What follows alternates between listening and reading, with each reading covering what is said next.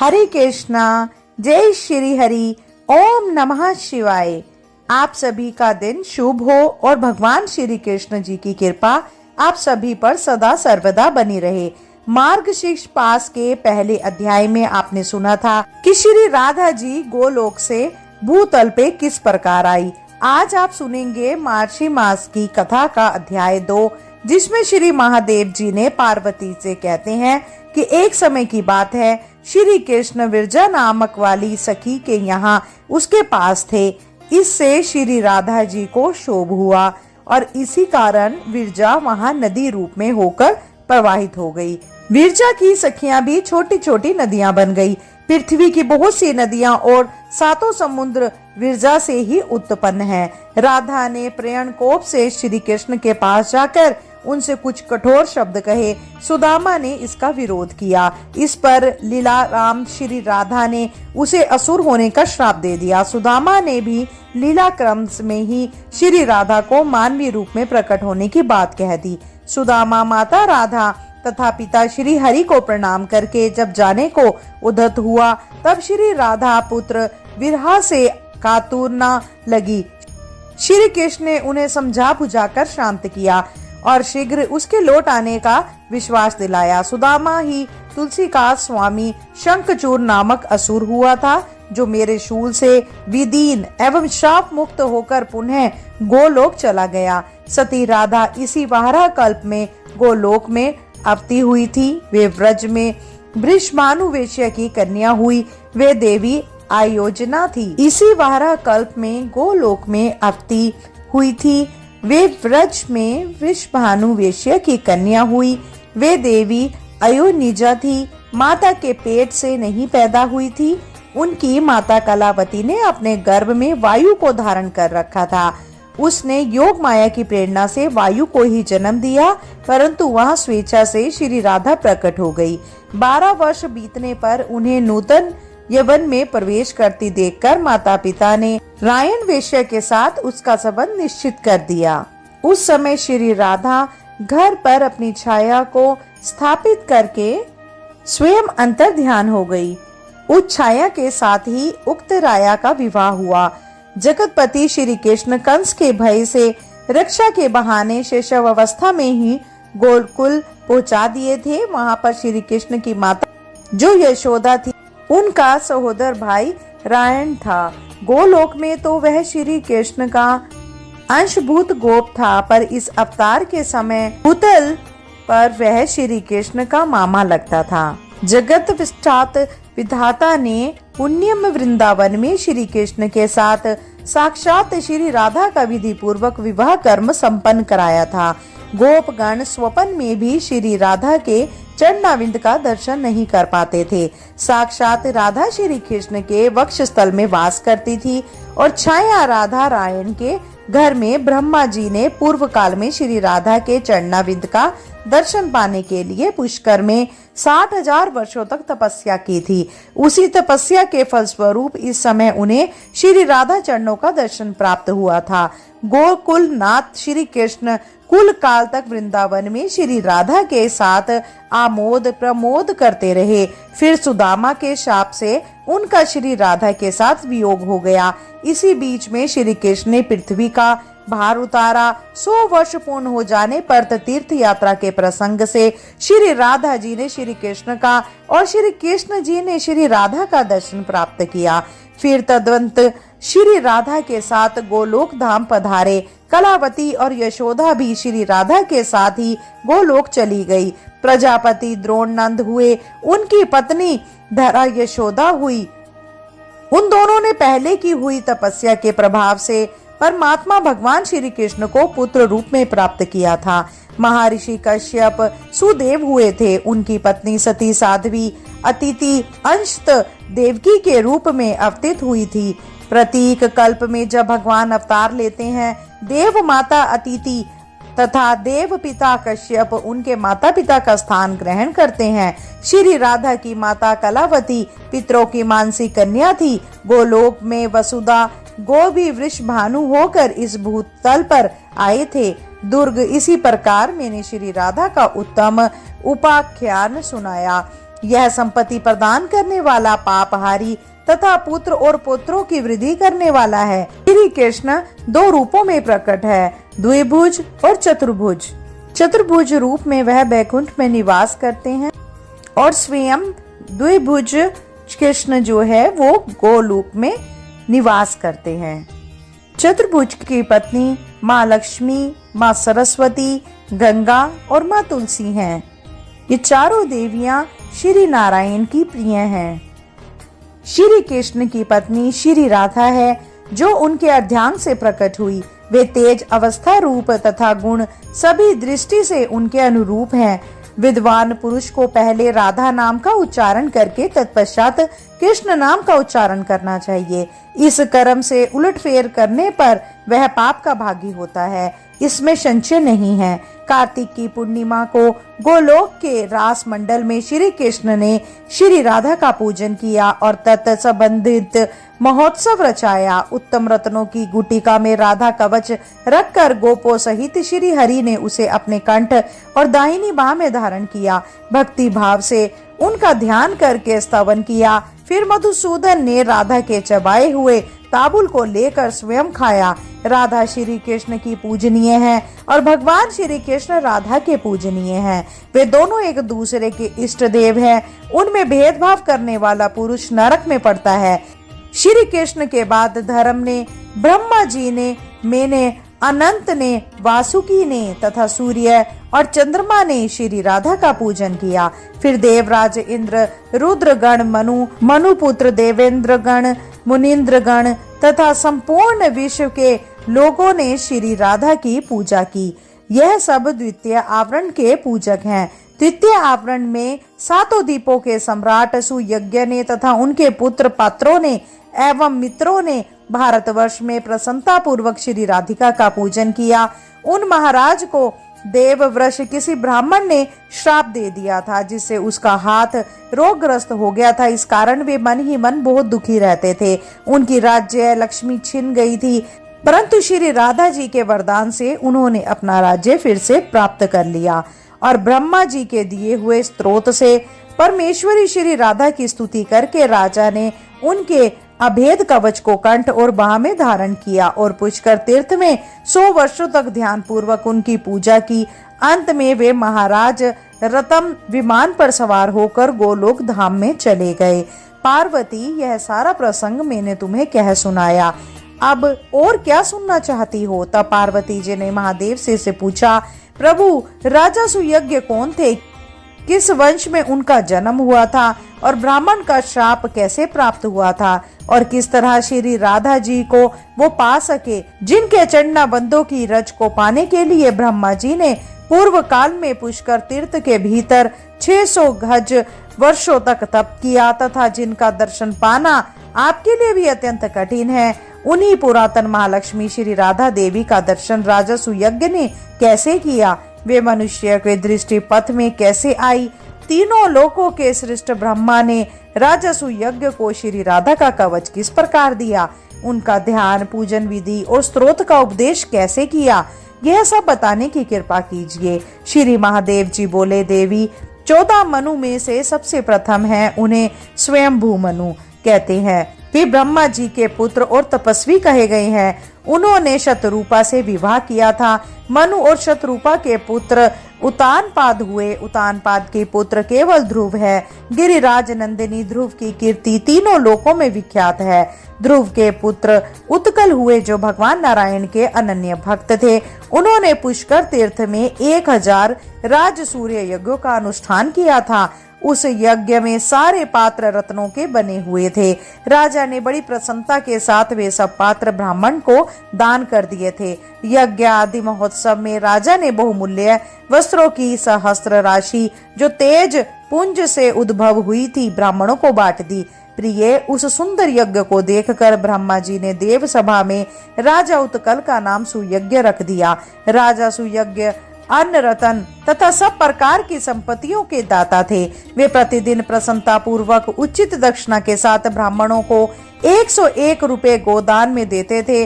उन गौओं के सींग रत्नों से मणे होते थे तथा दुग्ध पात्र आदि सामग्री भी रत्नम ही होती थी। वे प्रतिदिन 6 करोड़ ब्राह्मणों को भोजन कराया करते थे। उन्हें प्रतिदिन भोजन सामग्री देकर तृप्त करते थे। नित्य प्रति 1 लाख रसोइयों को भोजन दिया करते थे। पुआ, रोटी, चावल आदि अन्न, दाल आदि व्यंजन दही के साथ परोसे जाते थे। उस भोजन सामग्री में मांस का सर्वदा अभाव होता था। ब्राह्मण लोग भोजन के समय मनुवु राजा सुयज्ञ की ही नहीं, उनके पितरों की भी स्तुति करते थे। सुंदरी यज्ञ के दिनों में तथा उसकी समाप्ति के दिन कुल मिलाकर 36 लाख करोड़ ब्राह्मणों ने अत्यंत तृप्ति पूर्वक सुअन्न भोजन किया। उन्होंने दक्षिणा में इतने रत्न ग्रहण किए थे कि उन सब को अपने घर तक ढो ले जाना उनके लिए असंभव हो गया था। कुछ तो उन्होंने शूद्रों में बांट दिया और कुछ रास्ते में छोड़ दिए।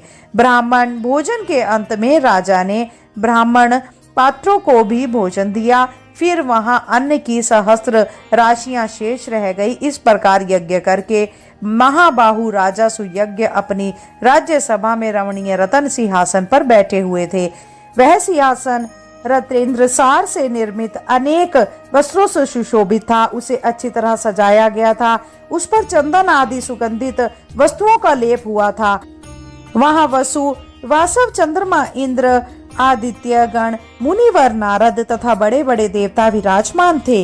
इसी समय वहां एक ब्राह्मण आया जो रूखा और मलिन वस्त्र पहने था। उसके कंठ, होठ और तालू सूखे हुए थे। उसने मुस्कुराते हुए हाथ जोड़कर रत्न सिंहासन पर बैठे हुए पुष्प, माला और चंदन से चर्चित राजा को आशीर्वाद दिया। राजा ने भी ब्राह्मण को प्रणाम तो किया, परंतु वे अपने स्थान से उठे नहीं। उस सभा के सभा सदन भी ब्राह्मण की ओर देखकर खड़े नहीं हुए।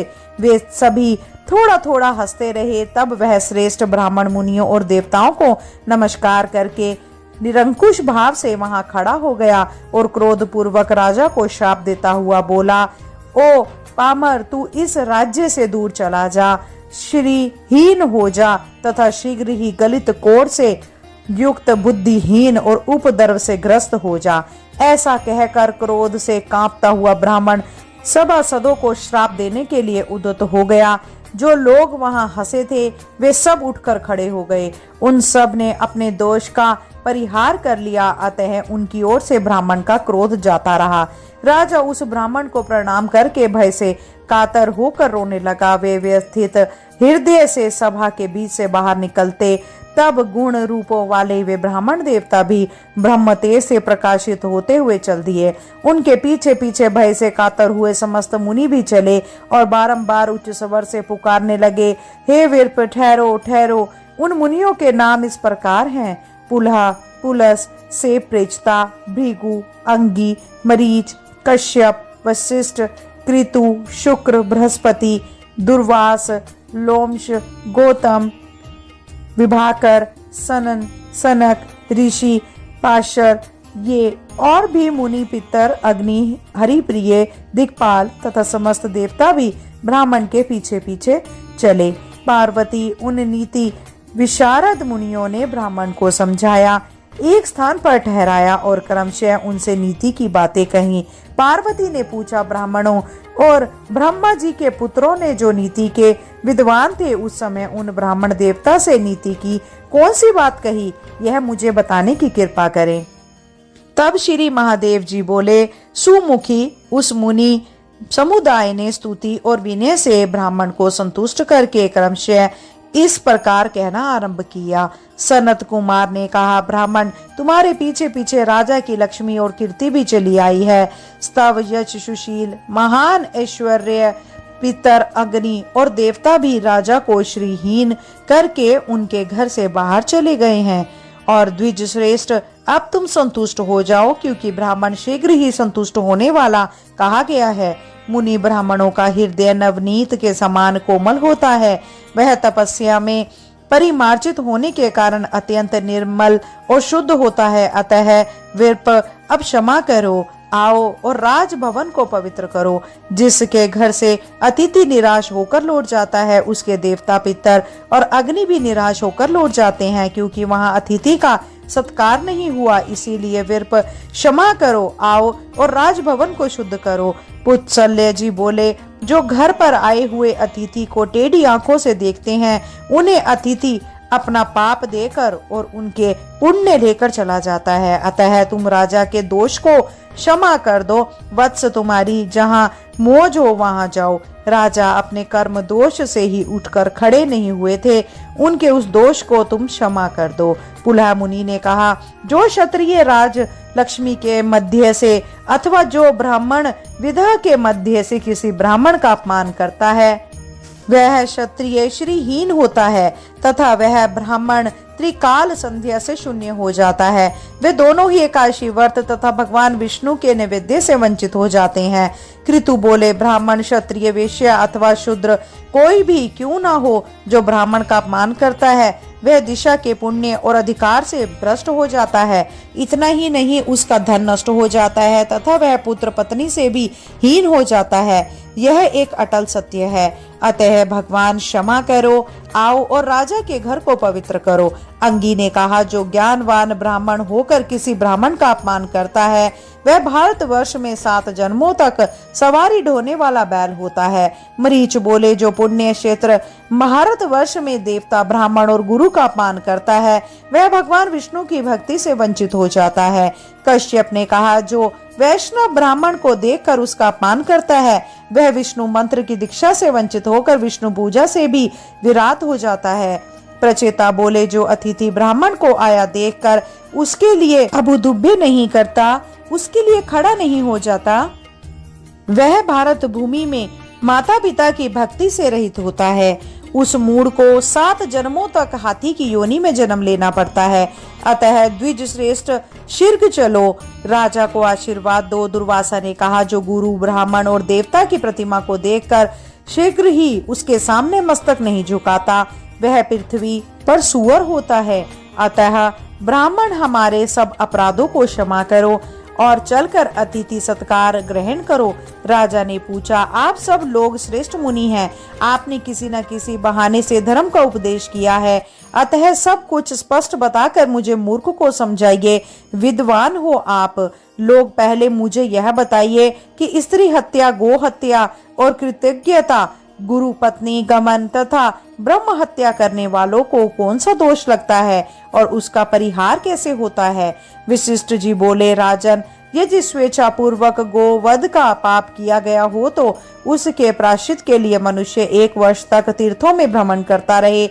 वह प्रतिदिन जौ की रोटी अथवा जौ की लपसी खाए और हाथ से ही जल पिए और वर्ष पूरा होने पर ब्राह्मणों को दक्षिणा सहित 100 अच्छी और दुधारू गायों का दान करे। प्रायश्चित से पाप क्षीण हो जाने पर भी मनुष्य अपने संपूर्ण पापों से मुक्त नहीं होता। जो पाप शेष रह जाता है उसी के फल से वह दुखी एवं चंडाल होता है। यदि आति देशिक हत्या हुई हो या फिर साक्षात गोवध आदि ना हो करके उसके समान बताया गया कोई पाप कर्म बन गया हो तो उसमें साक्षात ही हुई हत्या से आधा फल भोगना पड़ता है।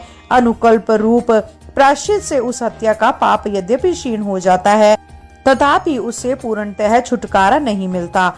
शुक्र ने कहा, स्त्री की हत्या करने पर निश्चय ही गो हत्या से दुगना पाप लगता है। स्त्री हत्यारा हजारों वर्ष तक काल सूत्र नामक नरक में निवास करता है। फिर वह महापाप मानव 7 जन्मों तक सुअर और 7 जन्मों तक सर्प होता है। इसके बाद उसकी शुद्धि होती है। बृहस्पति बोले, स्त्री हत्या से दूना पाप लगता है। ब्रह्म हत्या से ब्रह्म हत्यारा 1 लाख वर्षों तक निश्चय ही महाभयंकर कुंभी पाक नरक में निवास करता है। फिर उस महापाप को 100 वर्षों तक विष्ठा का क्रीड़ा होना पड़ता है। इसके बाद 7 जन्मों तक सर्प होकर वह उस पाप से शुद्ध होता है। गौतम ने कहा, राजेंद्र, कृतज्ञ को ब्रह्म हत्या से 4 गुना पाप लगता है। वेद में अवश्य ही कृतज्ञ की शुद्धि के लिए कोई प्रात नहीं किया गया है। राजा ने पूछा, वेदाओं में श्रेष्ठ महर्षि, आप मुझे कृतज्ञ का लक्षण बतलाइए। कृतज्ञ के कितने भेद हैं और उनमें से किन्हें किस दोष से प्राप्ति होती है। ऋषि शंख ने उत्तर दिया, सामवेद में 16 प्रकार के कृतज्ञ का निरूपण किया गया है। वे सब के सब प्रत्येक दोष से प्रत्येक फल के भागी होते हैं। सत्कर्म, सत्य, पुण्य, सवधर्म, तत्प्रतिज्ञा, दान, गुरु, कृतज्ञ देव, कृत्य नित्य, कृत्य विश्वास पर धर्म और पर प्रदान, इनमें स्थित हुए मनुष्यों का जो वध करता है वह पापी कृतज्ञ कहा गया है।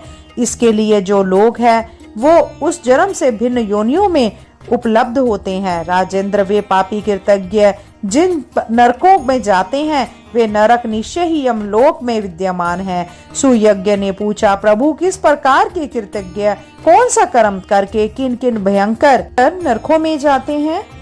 मैं एक एक करके सब सुनना चाहता हूँ, कृपया करके आप बताएं।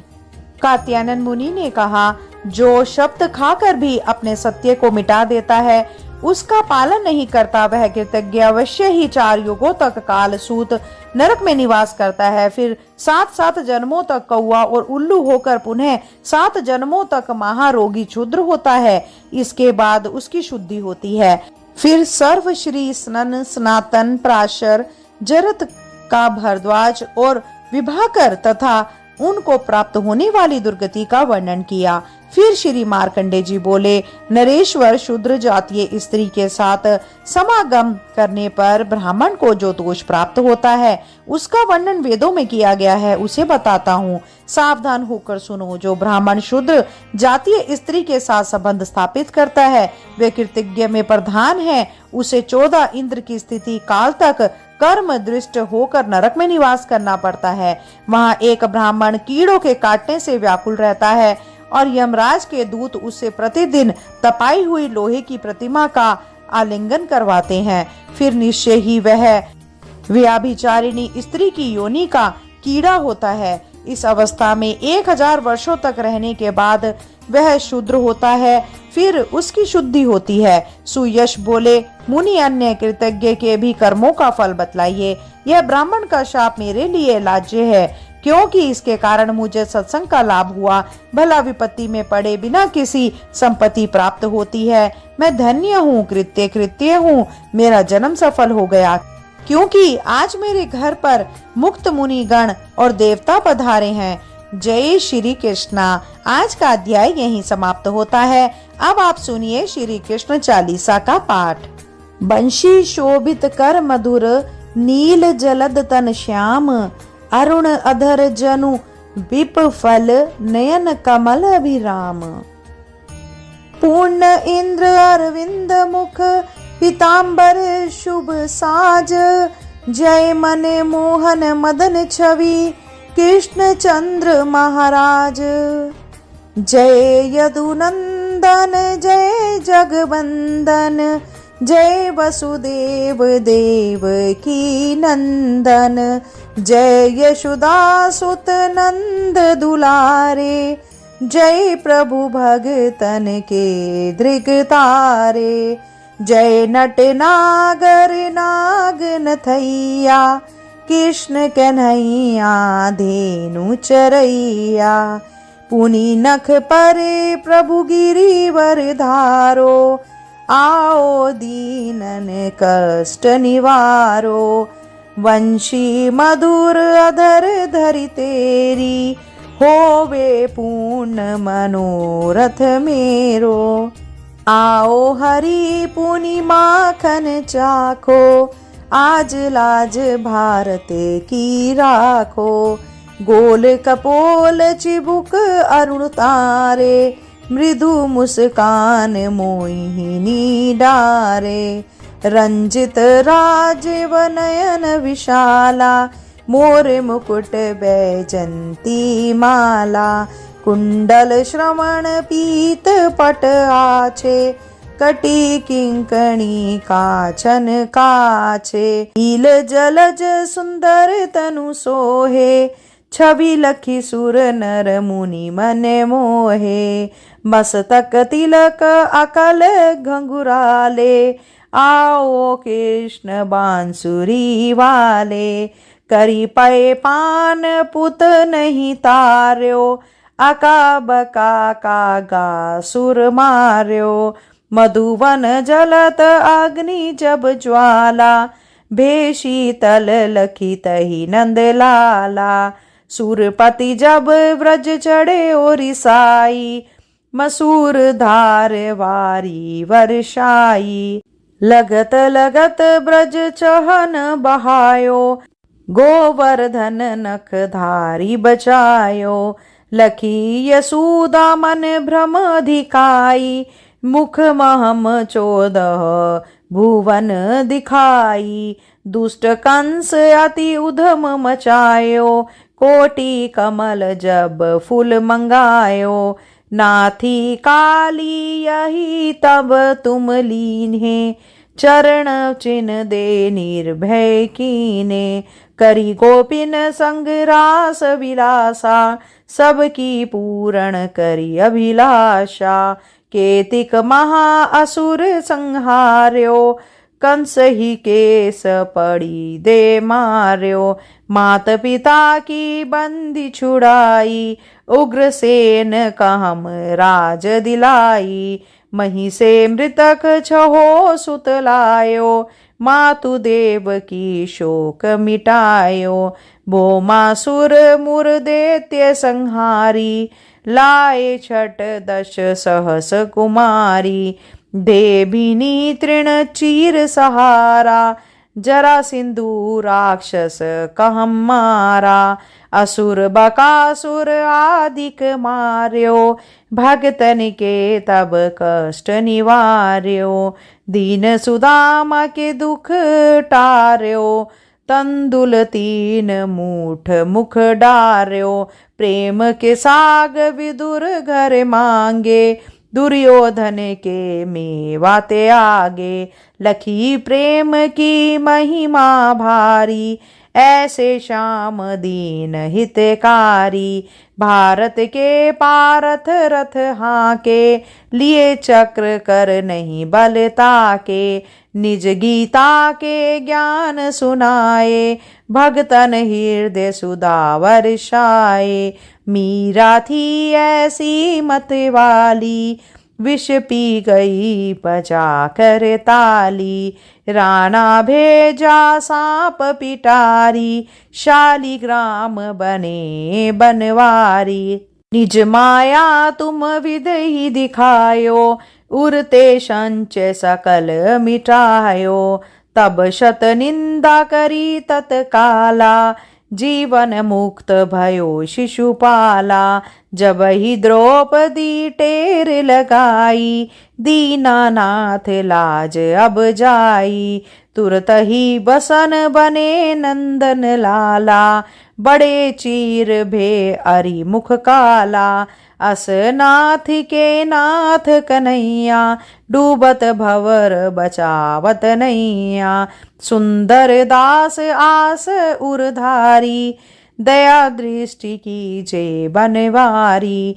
नाथ सकल मम कुमति निवारो, क्षमहु बेगी अपराध हमारो। खोलो पट अब दर्शन दीजे, बोलो कृष्ण कन्हैया की जय। यह 40 कृष्ण का पाठ करे उरधारी, अष्ट निसिद्धि नवनिधि फल लहे पदारथ चारी। बोलो श्री कृष्ण भगवान की जय। श्रोताओं, अब रसपान करते हैं श्री कुंज बिहारी जी की आरती के साथ। आरती कुंज बिहारी की, कि श्री गिरिधर कृष्ण मुरारी की। आरती कुंज बिहारी की, कि श्री गिरिधर कृष्ण मुरारी की। गले में बैजंती माला, बजावे मुरली मधुर बाला। श्रवणी में कुंडल झलकाता, नंद के आनंद नंद लाला। गगन सम अंग कांति काली, राधिका चमक रही आली। लतन में ठाडे बनमाली, भ्रमर सी अलक कस्तूरी तिलक। चंद्र सी झलक ललित छवि श्यामा प्यारी की, कि श्री गिरिधर कृष्ण मुरारी की। आरती कुंज विहारी की, कि श्री गिरिधर कृष्ण मुरारी की।